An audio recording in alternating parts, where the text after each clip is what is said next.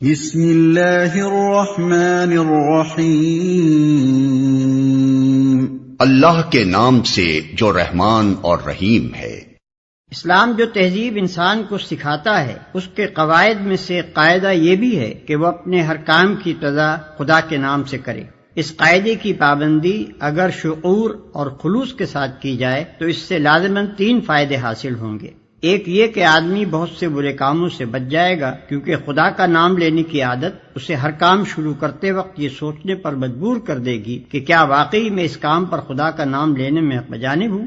دوسرے یہ کہ جائز اور صحیح اور نیک کاموں کی ابتدا کرتے ہوئے خدا کا نام لینے سے آدمی کی ذہنیت بالکل ٹھیک سمت اختیار کر لے گی اور وہ ہمیشہ صحیح ترین نقطے سے اپنی حرکت کا آغاز کرے گا۔ تیسرا اور سب سے بڑا فائدہ یہ ہے کہ جب وہ خدا کے نام سے اپنا کام شروع کرے گا تو خدا کی تائید اور توفیق اس کے شامل حال ہوگی، اس کی سعی میں برکت ڈالی جائے گی اور شیطان کی فساد انگیزیوں سے اس کو بچایا جائے گا۔ خدا کا طریقہ یہ ہے کہ جب بندہ اس کی طرف توجہ کرتا ہے تو وہ بھی بندے کی طرف توجہ فرماتا ہے۔ الحمد للہ رب العالمین، تعریف اللہ ہی کے لیے ہے جو تمام کائنات کا رب ہے۔ تعریف اللہ ہی کے لیے ہے۔ جیسا کہ ہم دیباچے میں بیان کر چکے ہیں، سورہ فاتحہ اصل میں تو ایک دعا ہے، لیکن دعا کی ابتدا اس ہستی کی تعریف سے کی جا رہی ہے جس سے ہم دعا مانگنا چاہتے ہیں۔ یہ گویا اس امر کی تعلیم ہے کہ دعا جب مانگو تو مہذب طریقے سے مانگو۔ یہ کوئی تہذیب نہیں ہے کہ منہ کھولتے ہی جھٹ اپنا مطلب پیش کر دیا۔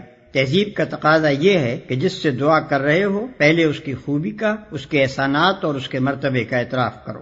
تعریف ہم جس کی بھی کرتے ہیں 2 وجوہ سے کیا کرتے ہیں۔ ایک یہ کہ وہ بجائے خود حسن و خوبی اور کمال رکھتا ہو، قطع نظر اس سے کہ ہم پر اس کے ان فضائل کا کیا اثر ہے۔ دوسرے یہ کہ وہ ہمارا محسن ہو اور ہم اعتراف نعمت کے جذبے سے سرشار ہو کر اس کی خوبیاں بیان کریں۔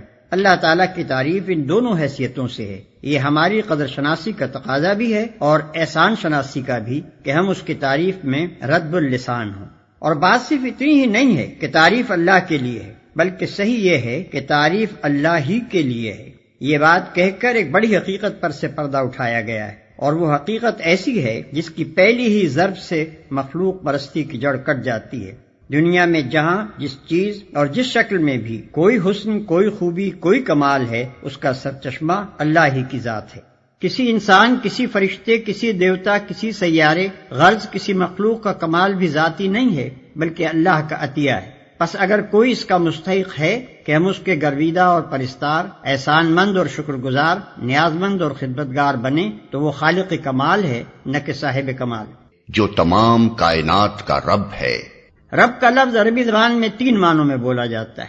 1 مالک اور آقا، 2 مربی پرورش کرنے والا، خبر گیری اور نگہبانی کرنے والا، 3 فرمانروا، حاکم، مدبر اور منتظم۔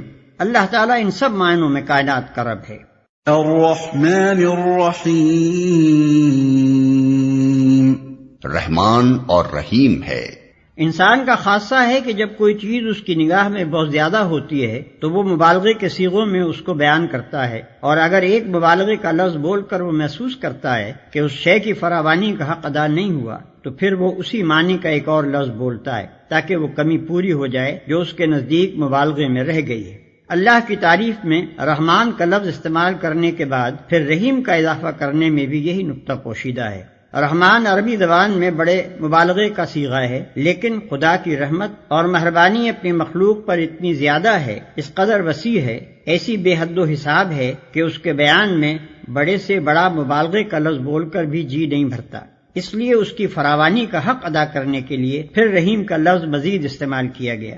اس کی مثال ایسی ہے جیسے ہم کسی شخص کی فیاضی کے بیان میں سخی کا لفظ بول کر جب تشنگی محسوس کرتے ہیں تو اس پر داتا کا اضافہ کرتے ہیں۔ رنگ کی تعریف میں جب گورے کو کافی نہیں پاتے تو اس پر چٹے کا لفظ اور بڑھا دیتے ہیں۔ درازی قد کے ذکر میں جب لمبا کہنے سے تسلی نہیں ہوتی تو اس کے بعد تڑنگا بھی کہتے ہیں۔ مالک یوم الدین، روز جزا کا مالک ہے، یعنی اس دن کا مالک جبکہ تمام اگلی پچھلی نسلوں کو جمع کر کے ان کے کارنامہ زندگی کا حساب لیا جائے گا اور ہر انسان کو اس کے عمل کا پورا صلہ یا بدلہ مل جائے گا۔ اللہ کی تعریف میں رحمان اور رحیم کہنے کے بعد مالک روز جزا کہنے سے یہ بات نکلتی ہے کہ وہ نرا مہربان ہی نہیں ہے بلکہ منصف بھی ہے، اور منصف بھی ایسا با اختیار منصف کہ آخری فیصلے کے روز وہی پورے اقتدار کا مالک ہوگا، نہ اس کی سزا میں کوئی مزاحم ہو سکے گا اور نہ جزا میں مانے۔ لہذا ہم اس کی ربوبیت اور رحمت کی بنا پر اس سے محبت ہی نہیں کرتے، بلکہ اس کے انصاف کی بنا پر اس سے ڈرتے بھی ہیں، اور یہ احساس بھی رکھتے ہیں کہ ہمارے انجام کی بھلائی اور برائی بالکلیہ اسی کے اختیار میں ہے۔ إِيَّاكَ نَعْبُدُ وَإِيَّاكَ نَسْتَعِينُ۔ ہم تیری ہی عبادت کرتے ہیں اور تجھی سے مدد مانگتے ہیں۔ ہم تیری ہی عبادت کرتے ہیں۔ عبادت کا لفظ بھی عربی زبان میں 3 معنوں میں استعمال ہوتا ہے۔ 1 پوجا اور پرستش، 2 طاعت اور فرما برداری، 3 بندگی اور غلامی۔ اس مقام پر تینوں معنی بیک وقت مراد ہیں، یعنی ہم تیرے پرستار بھی ہیں، مطیع فرمان بھی اور بندہ و غلام بھی۔ اور بات صرف اتنی ہی نہیں ہے کہ ہم تیرے ساتھ یہ تعلق رکھتے ہیں، بلکہ واقعی حقیقت یہ ہے کہ ہمارا یہ تعلق صرف تیرے ہی ساتھ ہے۔ ان تینوں معنوں میں سے کسی معنی میں بھی کوئی دوسرا ہمارا معبود نہیں ہے۔ تجھی سے مدد مانگتے ہیں، یعنی تیرے ساتھ ہمارا تعلق محض عبادت ہی کا نہیں ہے، بلکہ استعانت کا تعلق بھی ہم تیرے ہی ساتھ رکھتے ہیں۔ ہمیں معلوم ہے کہ ساری کائنات کا رب تو ہی ہے، اور ساری طاقتیں تیرے ہی ہاتھ میں ہیں، اور ساری نعمتوں کا تو ہی اکیلا مالک ہے۔ اس لیے ہم اپنی حاجتوں کی طلب میں تیری طرف ہی رجوع کرتے ہیں، تیرے ہی آگے ہمارا ہاتھ پھیلتا ہے، اور تیری مدد ہی پر ہمارا اعتماد ہے۔ اسی بنا پر ہم اپنی یہ درخواست لے کر تیری خدمت میں حاضر ہو رہے ہیں۔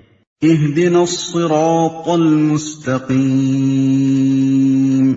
ہمیں سیدھا راستہ دکھا۔ یعنی زندگی کے ہر شعبے میں خیال اور عمل اور برتاؤ کا وہ طریقہ ہمیں بتا جو بالکل صحیح ہو، جس میں غلط بینی اور غلط کاری اور بد انجامی کا خطرہ نہ ہو، جس پر چل کر ہم سچی فلاح و سعادت حاصل کر سکیں۔ یہ ہے وہ درخواست جو قرآن کا مطالعہ شروع کرتے ہوئے بندہ اپنے خدا کے حضور پیش کرتا ہے۔ اس کی گزارش یہ ہے کہ آپ ہماری رہنمائی فرمائیں اور ہمیں بتائیں کہ قیاسی فلسفوں کی اس بھول بھلیاں میں حقیقت نفس الامری کیا ہے، اخلاق کے ان مختلف نظریات میں صحیح نظام اخلاق کون سا ہے، زندگی کی ان بے شمار پگڈنڈیوں کے درمیان فکر و عمل کی سیدھی اور صاف شاہراہ کون سی ہے۔ صراط الذین انعمت علیہم غیر المغضوب علیہم ولا الضالین۔ ان لوگوں کا راستہ جن پر تو نے انعام فرمایا، جو ماتوب نہیں ہوئے، جو بھٹکے ہوئے نہیں ہیں۔ ان لوگوں کا راستہ جن پر تو نے انعام فرمایا۔ یہ اس سیدھے راستے کی تعریف ہے جس کا علم ہم اللہ تعالیٰ سے مانگ رہے ہیں، یعنی وہ راستہ جس پر ہمیشہ سے تیرے منظور نظر لوگ چلتے رہے ہیں، وہ بے خطا راستہ کہ قدیم ترین زمانے سے آج تک جو شخص اور جو گروہ بھی اس راہ پر چلا وہ تیرے انعامات کا مستحق ہوا اور تیری نعمتوں سے مالا مال ہو کر رہا۔